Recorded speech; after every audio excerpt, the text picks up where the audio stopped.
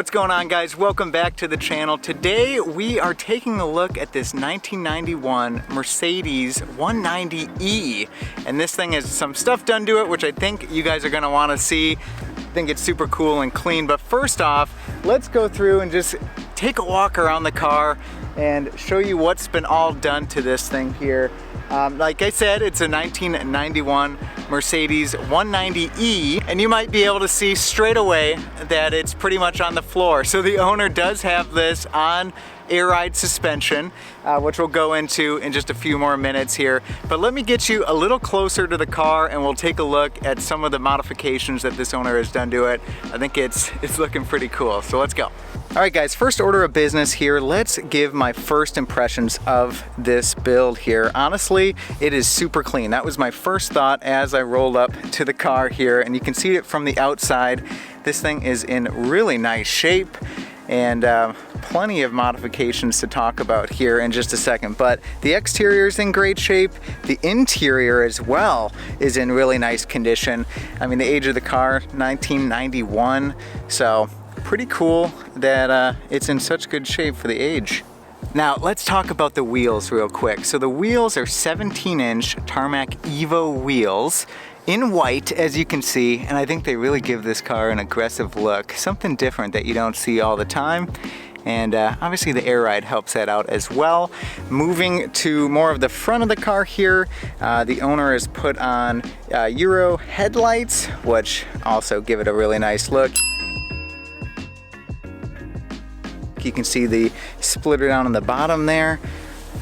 Super aggressive, super low. I like it.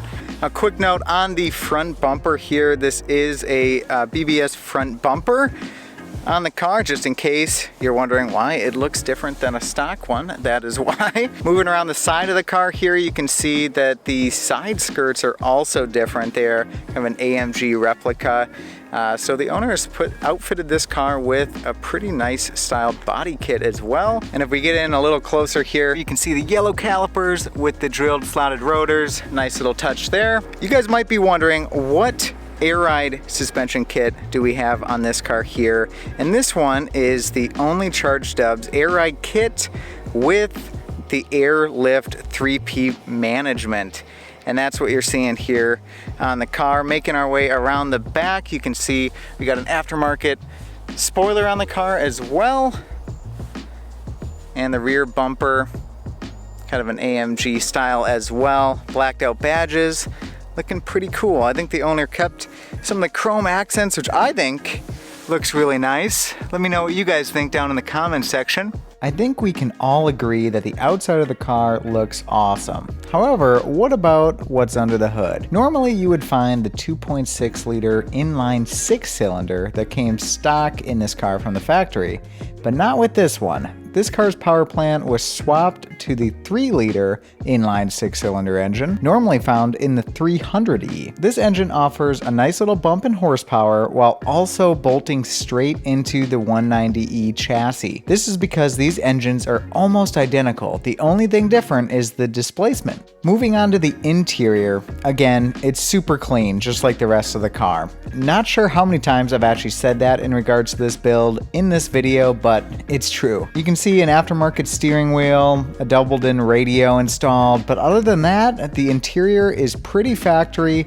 and everything from the dash to the seats are in really nice shape. You can see this one isn't automatic, but apparently the manual bolts right up to the 3-liter motor as well. Future plans, he might be doing a manual conversion on this car right now. Like I said, it is automatic, so that might be something down the road that he might do. If you guys have any input or anything, obviously put it down in the comments section. We can all talk about it and whatnot. But yeah, after just kind of watching the car roll along, it looks like it's a pretty nice riding car. Obviously the owner said that we only got like 50-60 miles on the car right now after the swap, so we're still a little weary on, you know, what's gonna come about with that. So we're playing it a little bit on the conservative side with this one, and we don't want to go too crazy with it, but Man, it does look good, especially in the sun here. Those wheels, very cool.